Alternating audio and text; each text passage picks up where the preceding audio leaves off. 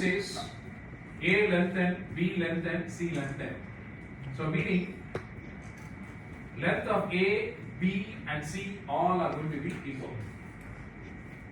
Okay, A followed by B, B followed by C, and length means number.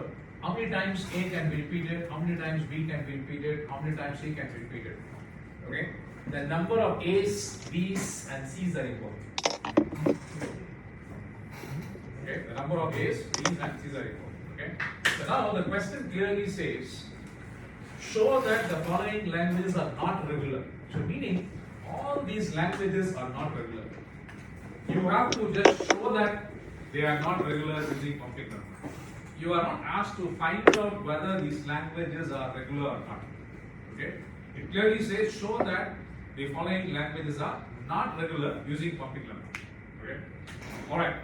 So observe me carefully. The language says A lengthen, B lengthen, C lengthen. Correct, right? And we have to apply the pumping lemma. Lemma means theorem. We have to apply the pumping theorem. It has two main conditions which will not be given in the exam, which will not be given in the exam, which will not be given in the exam. You have to remember it. You have to remember it. You have to remember it. Okay?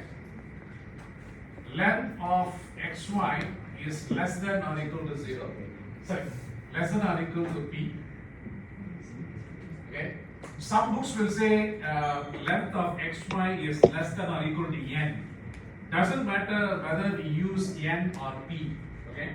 So why we use p instead of n means we have n here. Okay, not to confuse. Okay, so we are using the letter P.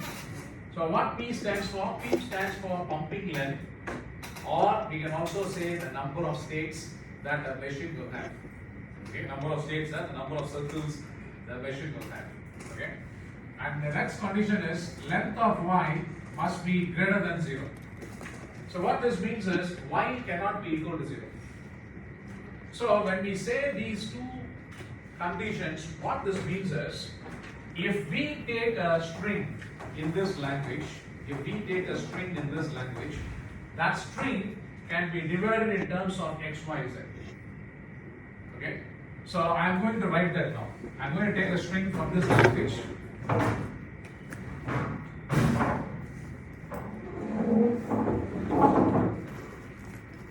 So I am going to say let the string equal to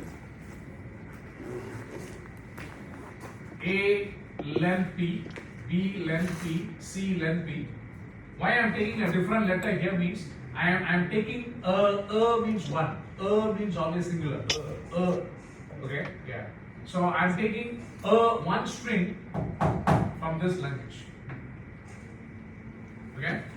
So that string is equal to A length P, B length P, C length P is an element of the given language, member of this language. Member of this language means this string is a valid string in this language. Okay? Element of the given language that can be written as x, y, z, length I, where I is greater than or equal to 0, is regular. So I am making an assumption that this string, which is a valid string in this language, can be written in terms of x, y, z, and it is regular. I am making an assumption that this string is regular. Okay. So now since I have said that this is equal to x, y, z, or this can be written as x, y, z, then we have to find out what is x, what is y, what is z. What is x means? We are saying A length p, B length p, C length p is equal to x, y, z. Then we have to say what is the value of x, what is the value of y, what is the value of z. It is something like, again, I don't want to go to preliminaries because I have already spent 2 weeks on this. Okay? This is a layman terms. If I say 5 is equal to x, y, z, okay, then what is the value of x, what is the value of y, what is the value of z? I mean, if you do an arbitrary splitting, I can say x is equal to 2, y is equal to 2, and z is equal to 1. You may ask why you are taking x as 2. Why can't it be x1? It can be any value. But the sum of x, y, z cannot be more than this. That's why I meant by saying arbitrary distribution. Arbitrary means I randomly distribute phi between x, y, z. You understand what I'm saying? Okay, arbitrary means randomly. Okay, I don't apply any mathematics. Behind y, I'm assigning x as 2 and y as z. Sorry, y as 2 and z as 1. X can take 1, y can take 2, z can take 2. Okay, or x can be 1, y can be 1, z can be 4, in fact 3. Even x and y can be 0 and z can be 5. Right? As I said, sum of x, y, and z should be equal to 5. How do you want to distribute? It's randomly distributed. But here, no. Here, when we divide A, B, C between x, y, z, we can't do arbitrary random distribution. We have to apply these two conditions. The splitting of this string in terms of x, y, z has to follow these two conditions. Okay? So if we follow these two conditions, we can very clearly see that xy is here. Because we are saying xy is, length of xy is less than or equal to b. If we say length of xy is less than or equal to b, then xy should be here. And whatever remains will go to z. Okay, since it says length of xy is less than or equal to b, definitely xy must be here. That is, a length p has to be distributed between x and y. Now I am going to write it here. So what is x, what is y, what is z? I will start with y because I need to ensure y cannot be equal to 0. So when we distribute a length p between x and y cannot be empty string. Okay? So I write y is equal to a length something. Okay? So since this something I am taking it as k, you can take any letter you want. Doesn't matter. Okay? So why I am taking k means I am associating a name to it, a meaning to it. No, k stands for known value to me. Okay? What does a known value means?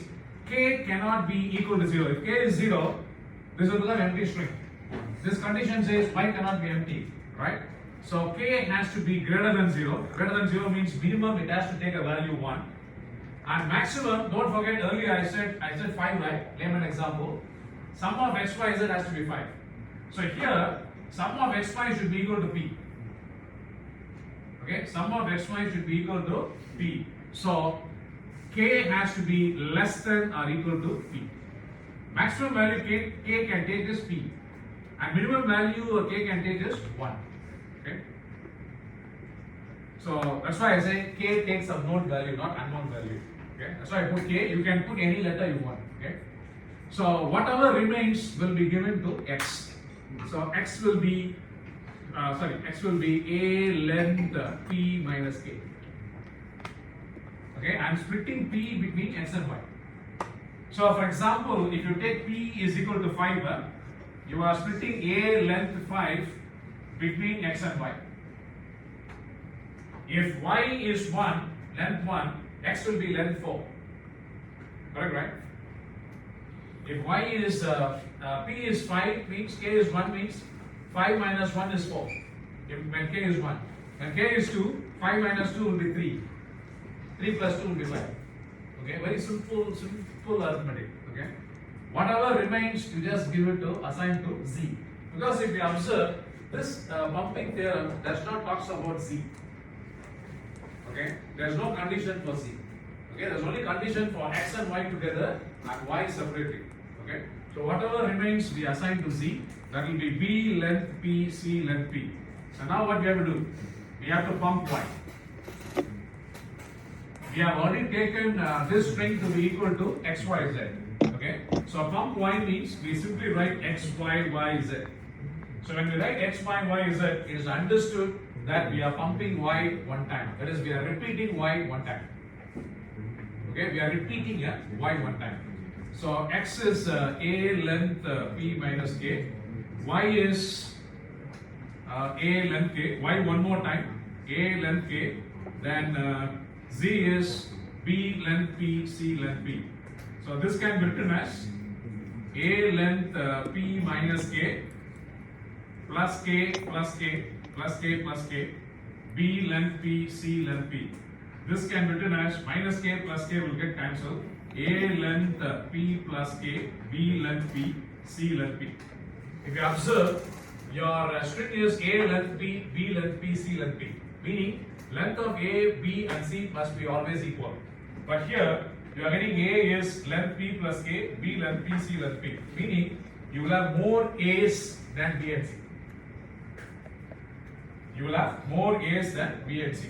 That is, after pumping Y one time, the resultant string means after pumping, what we get as a string as a result is not an element of the given language.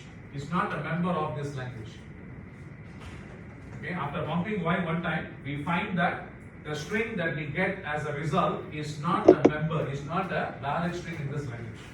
So it is, so therefore, the given language is not regular. We call this as proof by contradiction. Okay, proof by contradiction. Why means that here we assume that the language is regular. Here we are proving that the language is not regular. We are contradicting with our assumption. We are assuming here the language is regular. Here we are proving the language is not regular. So we are contradicting. We are against our assumption we make here. So we call this type of theorem proving as proof by contradiction. Okay, done. Okay, so I am going to explain this, and you are going to do it, and one of you are going to share me the answer on the board. Very similar to this. Okay, some of you, I don't know whether this class or some other class, some of you also asked me A length I, B length J, C length K. Here it looks tricky, but if you understand, there is no trickiness here. Okay. This part of the language says what values I, J and K can take. Usually we call I, J, K as the loop variable. Loop means, see, they meant for iteration. How many times